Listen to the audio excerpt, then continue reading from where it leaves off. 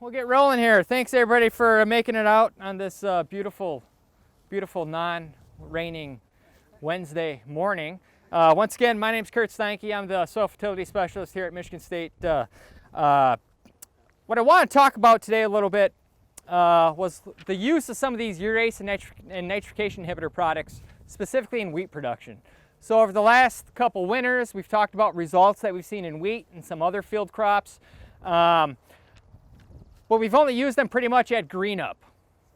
All right, and then the question always comes, well, what if I split apply my N? When should I use a Urease inhibitor? When should I use a nitrification inhibitor? Should I use it at all?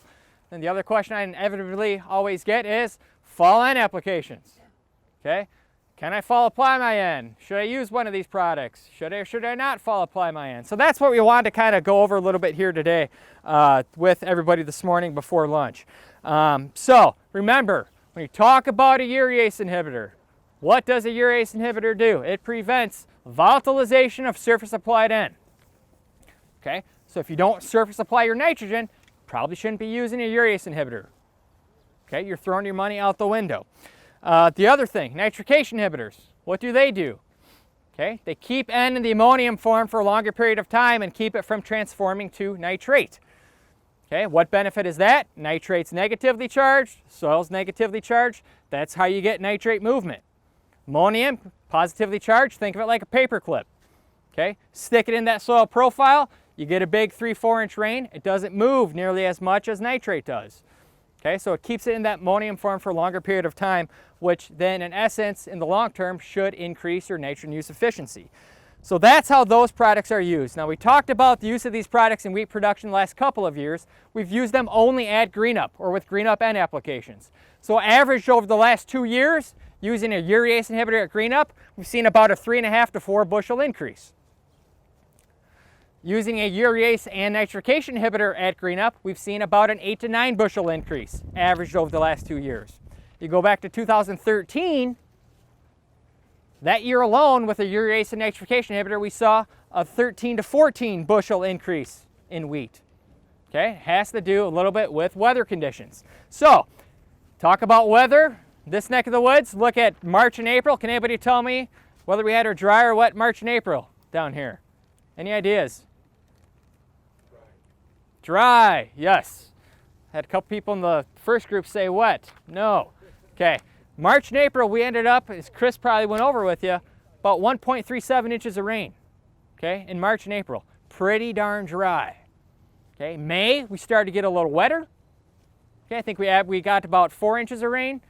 Last weekend, we got 4 inches of rain in, boy, I don't know, about 12 hours or less, depending on where you are at, unfortunately. So when you talk about these products, they are not miracle products. There is science behind them. When are you going to see these products work? When you have nitrogen loss conditions. If you do not have nitrogen loss conditions, you should not see a positive effect to these products. Plain and simple. And how do you get nitrogen loss conditions? One, you can either cut your N rate to artificially induce N loss conditions, which then can pay for the use of the product by cutting back on X amount of N, or to get N loss conditions, you got to have those big leaching rainfall events. Now when we get these 1/4 inch rains, 1/2 inch rains, N doesn't move all that much. Now last Saturday or Sunday night, N was probably starting to move. You get 3 inches of rain in that short period of time, you're going to get some N movement. And so what I wanted to point out here today is look at some of the differences we've seen so far this year, or in some cases haven't seen, with the timing of these products. So every plot that you see here today had 90 units of N across the board. All right, the first 3 that you see here, this first plot, 90 units of N, soluble N applied at green up. Second plot, 90 units of N with a Urease inhibitor applied at green up. Third plot, 90 units of N with a Urease and nitrification inhibitor applied at green up. Okay, you look at those 3 plots, you don't see a whole heck of a lot of difference, do we? Now why? Does it mean the product didn't work? No, not necessarily. At green up time, it was pretty dry. So we didn't get those N loss conditions. So again, we got to get those N loss conditions to see a positive response. Now we still may see a difference show up. I tell my students all the time to go through and look for differences, treatment differences that we see, okay? And wheat always throws you a curveball. Okay, because you can sit here and look and it looks like, yeah, it all looks the same, but you really don't start to see differences in the morphology of that grain head, the size of that grain head, the thickness of that grain head, until it starts drying down. Okay, until that wheat starts drying down, then it starts to stick out like a sore thumb. But we had pretty dry conditions at green up time, so we didn't see many differences with tillering, etc. We didn't see end losses. So you start looking down the rows, it all looks pretty filled out, pretty well. You get into the next 3 plots here, we got 90 units of N, all soluble N applied at Feeks 5, 90 units of N with a urease inhibitor applied at Feeks 5, and then 90 units of N applied with a urease and nitrification inhibitor at Feeks 5. Again, we look down between the rows, everything looks pretty good.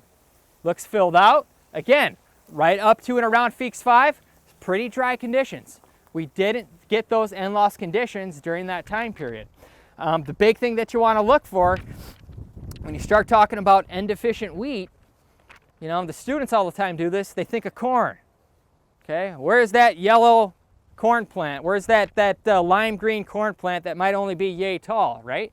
Wheat's a little different. When you start talking about N in wheat, it promotes tillering.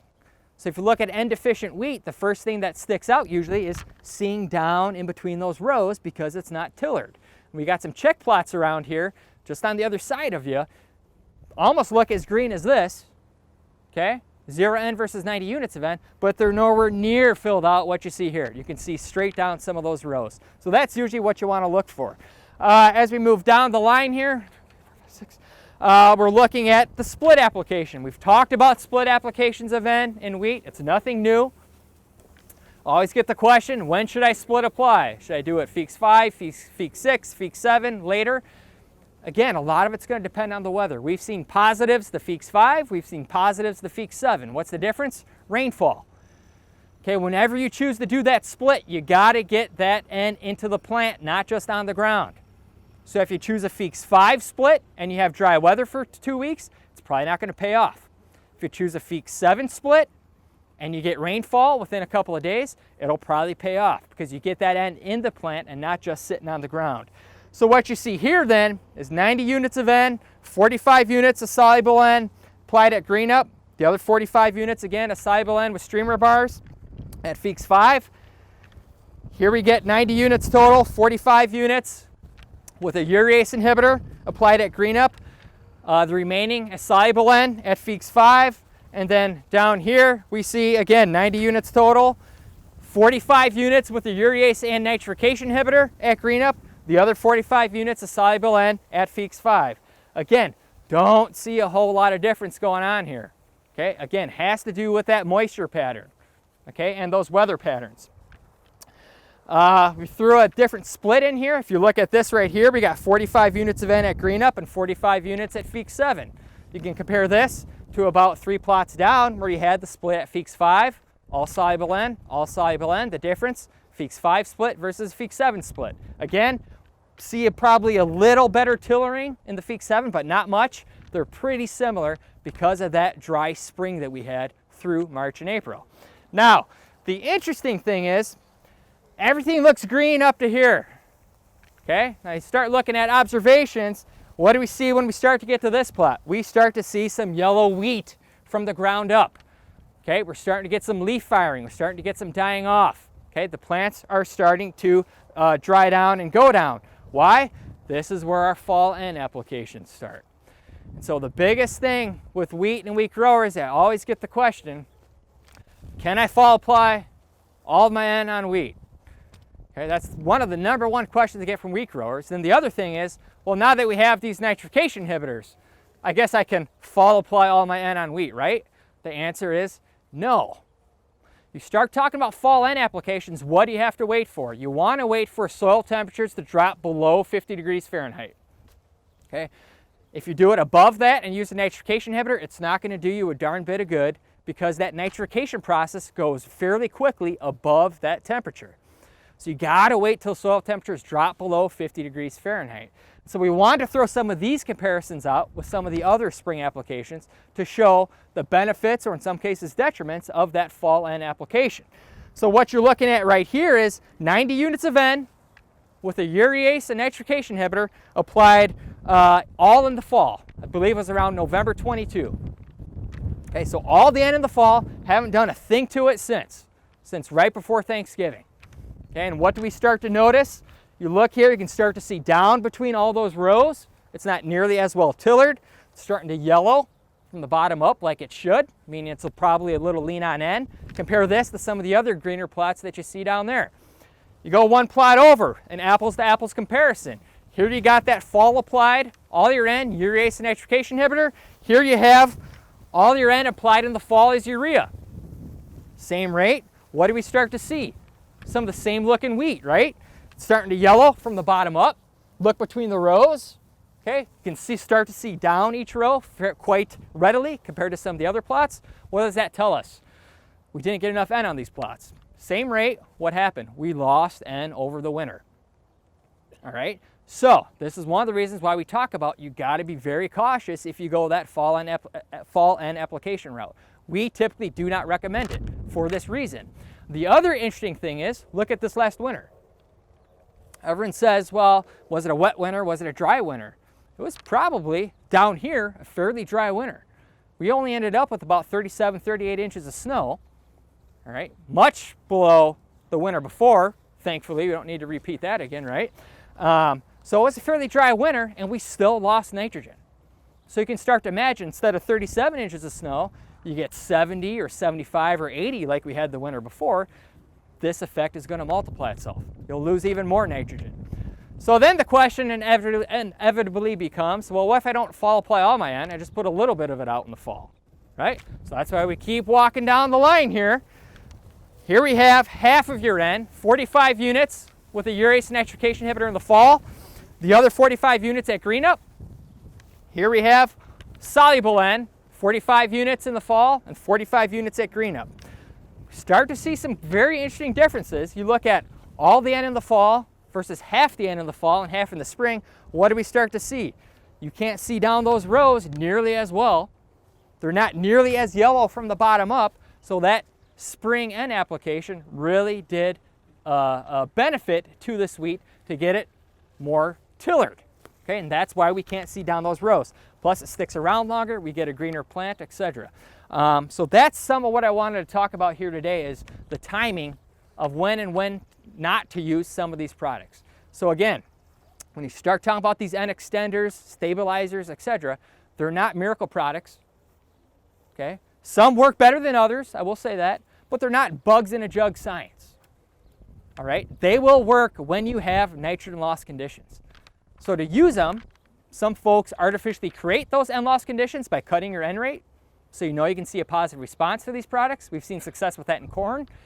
Or you need to have N loss conditions through some of those high precipitation volumes at one time. Something like getting those 2, 3, and 4 inch rains, not necessarily a quarter or half inch of rain.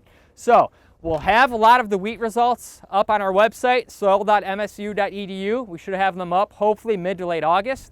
The other thing I'll make you all aware of is, again, this year we're going to have our MSU Nutrient Management Field Day. That'll be September 9th. We'll have probably a wheat talk or two in there, and we'll talk a lot about these wheat results at that field day also. So we're split this talk up into two. My student Mike Swash is going to talk a little bit about plant growth regulator management also here quick. Any questions or concerns before I send you on down the line? Yes? The weed control program for these plots, were the herbicides all in the spring? Herbicide application was, what, Andy? We had two applications? No, just one. Just one? We used an older product, Harmony Extra, that we had some left over. It was put on, I can't remember, third week of June.